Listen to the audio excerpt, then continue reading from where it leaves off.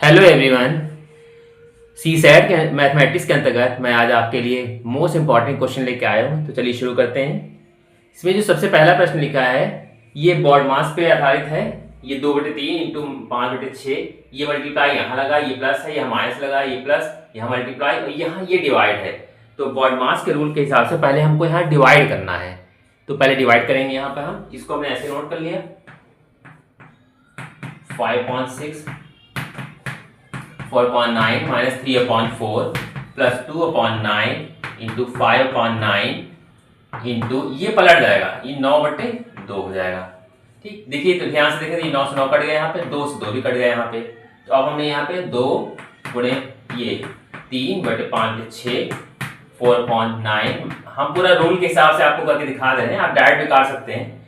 तो ऊपर बचेगा 5 अपॉन नीचे हो जाएगा 9। यहाँ देखिए ये कट रहा, अब ये गुणा करेंगे 2 3 6, तो ऊपर 5 आ गया, 3 3 9 आ गया, प्लस 4/9 माइनस 3/4 प्लस 5/9। अब अगर हम एलसीएम लें यहाँ पर, तो यहाँ पे एलसीएम समझ में आ रहा है कि 9 है, 9 9 और यह 4 है, तो 36 आएगा। 9 चौक 36, ठीक है, 9 चौके 36, 4 पंजे 20 प्लस 9 से 9 चौक 36, 4 चौक 16, 4 से 4 से 9 3 27 और 9 3 27, 9 चौक 4 पंजे 20 यहाँ आएगा। ये इस तरीके से इतना आ गया। अब हम क्या करेंगे, यहाँ पे जो जोड़ रहा जोड़ देंगे, घटाने को घटा देंगे। यहाँ पे 20 और ये 20 20 40 और 10 50 और 56 माइनस 27/36। अब यहाँ पे इसको घटाएंगे, जो भी आएगा उसको सॉल्व कर लेंगे। कितना आएगा यहाँ पे 56, मतलब 6 में 7 9 16 में से 9 7 गए तो 9 9 7 16, 4 में से 2 गए 2/36। अब ये कटेगा नहीं, तो इसको जो है ऐसे लिख के छोड़ देंगे। तो यही मेरा राइट आंसर आ जाएगा इसका। अगला देखते हैं। यहाँ यदि √256 divided by √x equal to 2, तो x का मान निकालना है, इसका मान निकालना है। और यहाँ पे रूट में 256 लिखा हुआ है। तो पहले क्या करेंगे, हम यहाँ पर 256 लिखा है, 256 का वर्गमूल निकाल लेंगे। 256 का वर्गमूल होता है, वो होता है 16। 16 का वर्गमूल होता है वर्ग होता है 256। ये डिवाइडेड बाय √x है, √x को हमने ऐसे रख दिया यहाँ पे इक्वल टू 2 लिख दिया। ठीक है, अब डिवाइडेड करके लिखा हुआ है तो 2/√x यहाँ लिख देंगे इक्वल टू 2। ठीक है, अब यहाँ पे क्रॉस मल्टीप्लाई करेंगे नीचे क्लिक कर, तो हो जाएगा 2√x इक्वल टू 16। तो √x इक्वल टू हो जाएगा 16 अपॉन में ये आ जाएगा हमारा 2 आ जाएगा। तो √x इक्वल टू हो जाएगा, इसको काट देंगे, 2 8 16 8 हो गया। अब हमको खाली x चाहिए, रूट हटाना है यहाँ से, तो क्या करेंगे, दोनों पक्षों में वर्ग कर देंगे। तो x इक्वल टू हो जाएगा सीधे यहाँ पे वर्ग करने x हो जाएगा, यहाँ 8 का 8 भी 64 हो जाएगा सीधे। तो यहाँ पे हमारा x का मान आ गया सीधे 64। ये इसका राइट आंसर होगा। यहाँ जो क्वेश्चन दिया हुआ है a का b% 10 है, तो a का मान ज्ञात करें। मतलब हमें a निकालना है। इसमें देखिए ऐसे दिया है a का b% यानी a इंटू b% लिखा है, तो b/100 इक्वल टू कितना है, कह रहा है 10 है। तो हमको a ही निकालना है, तो हमको a निकालना है। a ऐसे रहने दिया हमने यहाँ पे, और यहाँ पे क्या हो जाएगा, ये इसके साथ मल्टीप्लाई हो जाएगा, मतलब 10 गुणे 100 बटे ये b नीचे आ जाएगा सीधे। तो a इक्वल टू हो जाएगा यहाँ पे 1000 अपॉन b, क्योंकि हमको a का मान निकालना था। तो ये इस तरीके से इसका आंसर जो है b अपॉन में आ जाएगा, यही आंसर होगा इसका सीधे। अगला देखते हैं। लिखा है -5/6 का गुणात्मक प्रतिलोम ज्ञात कीजिए। देखिए इसमें लिखा गुणात्मक प्रतिलोम, प्रतिलोम का मतलब होता है उल्टा। तो यहाँ पे जो नियम है इसका गुणात्मक प्रतिलोम का, कुछ ऐसा, इसको मतलब किसी ऐसी चीज से मल्टीप्लाई करना है जिसका मान जो है 1 आ जाए फाइनली। तो कैसे करेंगे, देखिए यहाँ लिखा -5/6 है यहाँ पे।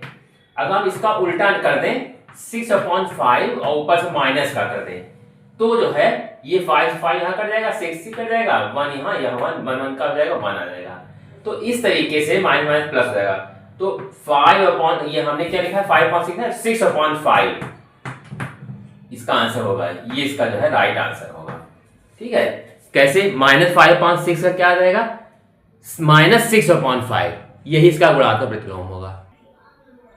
अगला प्रश्न देखते हैं, यदि a अनुपात b इक्वल टू 5:7 और b अनुपात c इक्वल टू 9:11 है तो a अनुपात c का मान निकालना है।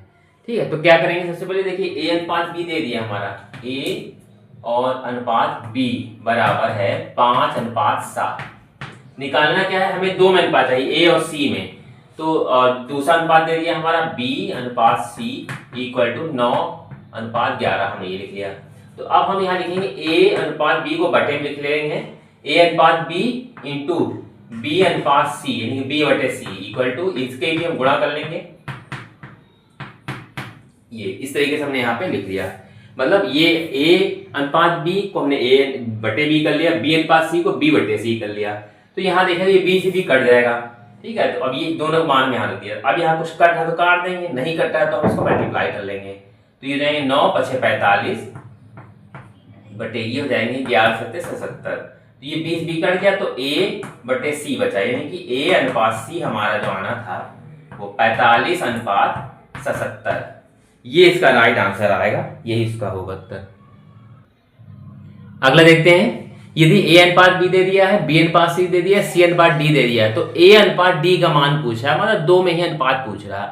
तो बहुत आसान, इन सबको बटे में करेंगे। पहले हम a अनुपात b है तो a बटे b गुणे b बटे c गुणे c बटे d, ये हमने कर दिया। यानी इनके मान को भी हम गुणा करेंगे, 3/4 5/6 और गुणे 7/8, ये हमने यहाँ लिख लिया। अब देखिए यहाँ पे ये देखा जाए तो c कट रहा, ठीक है, b से b कटा, यहाँ ऊपर a बचा, नीचे बचा d इक्वल टू, अब इसको सॉल्व कर लेते हैं। 3 से 3 दूनी 6 और अब तो कुछ कट रहा है, 3 3 ये कट गया। अब ये 5 है, 5 से कुछ कटेंगे, 7 भी नहीं कटेगा, तो 5×7=35 बटे 4 दूनी 8 और 8 64, ये हो जाएगा। यानी कि a अनुपात d बराबर आ जाएगा 35:64। ये मेरा इसका राइट आंसर आएगा।